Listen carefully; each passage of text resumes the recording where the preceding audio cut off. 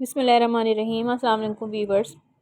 जैसा कि आप देख रहे हैं कि आज भी मैंने एक पराठे की स्पेशल रेसिपी बनाई है।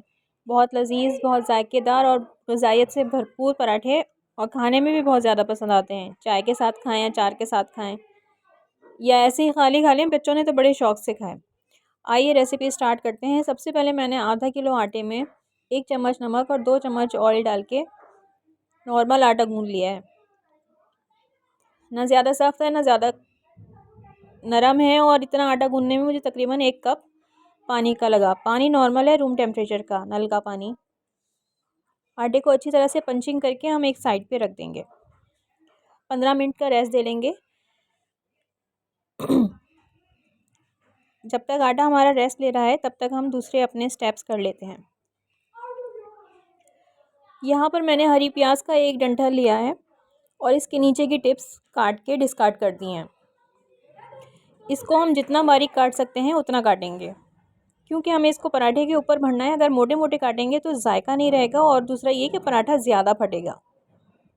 बारीक बारीक काटेंगे तो पराठे के जो एजेस हैं वो कम फटेंगे। बिल्कुल बारीक जितना हो सका है और जितना निकल सका है मैंने ग्रीन पार्ट निकाल दिया है। इसको हम एक साइड में रखेंगे,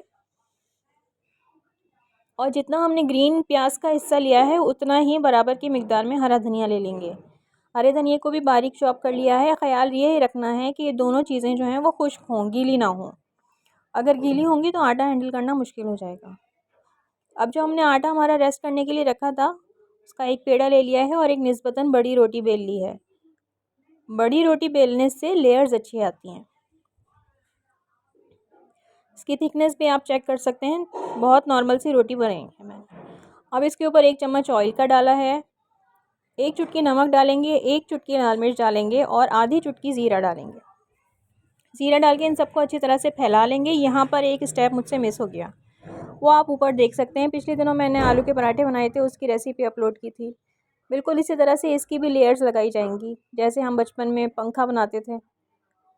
कागज़ का पंखा जो बनाते थे, एक के ऊपर एक लेयर्स लगा के, ऊपर वाले तरीके से, जो ऊपर वाली वीडियो में आपको नज़र आ रहा है उसकी तह लगा के आप इस वाले पराठे को भी ऐसे ही तह लगाएंगे। इससे लेयर्स बहुत अच्छी आती हैं, और एक एक बाइट में, या आलू का या जो भी स्टफिंग हमने भरी है सब्जियों की, वो एक एक बाइट में आती है, और कहीं से भी किनारे मोटे नहीं होते, और पराठा बहुत ज़्यादा क्रिस्पी हो जाता है। बच्चों को क्रिस्पी चीज़ें ज़्यादा पसंद होती हैं, तो बच्चे ये पराठा बहुत ज़्यादा पसंद करते हैं। लंच बॉक्स में भी दे सकती हैं। ब्रेक तक पराठा क्रिस्पी ही रहेगा। अब मैं इसको फ्राई पैन में डाल के सेक लेती हूँ। आप अपनी मर्ज़ी के मुताबिक इसमें घी, ऑयल या मक्खन लगा सकते हैं। मैं हमेशा की तरह से ऑयल ही लगाऊंगी। दोनों साइड पे ऑयल लगा के इसको अच्छी तरह से फ्राई कर लेंगे। आँच जो है नॉर्मल टू मीडियम रखी जाएगी, तेज़ आँच नहीं रखी जाएगी, वरना इसकी क्रिस्पीनेस ख़त्म हो जाएगी। देखिए जनाब, कितना खूबसूरत कलर आया है और पराठे कितने क्रिस्पी हो रहे हैं। दोनों साइड से सेकने में मुझे कम से कम 2 मिनट लगे थे। 2 मिनट एक साइड को और 2 मिनट दूसरी साइड को दिए, तो पराठा ज़्यादा क्रिस्पी हुआ। इस स्टेज पर अगर आपको रेसिपी पसंद आ रही हो तो लाइक, शेयर एंड सब्सक्राइब ज़रूर कर दें। अपना फ़ीडबैक भी ज़रूर दीजिएगा। अब मुझे इजाज़त दीजिए। अल्लाह हाफ़िज़।